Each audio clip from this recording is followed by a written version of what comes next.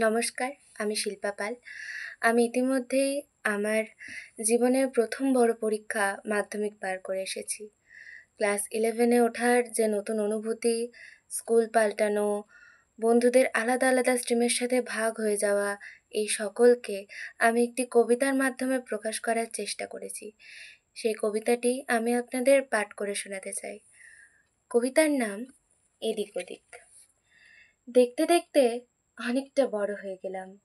ভাবি খালি এই কিছুদিন আগে কত ছোট ছিলাম।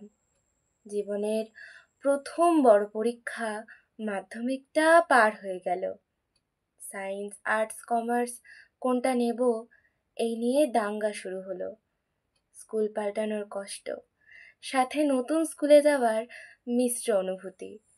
জীবনের পাতায় এ যেন এক নতুন গল্প লেখার প্রস্তুতি।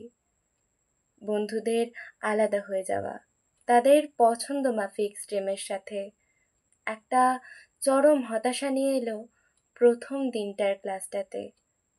চেনা মানুষগুলোর পাশে না থাকার একটা খারাপ লাগা, অচেনা স্যার ম্যামদের পড়া করানোর একটা নতুন ধাগা, বেশ বড় বড় ভাব, নতুন নতুন একটা গল্প।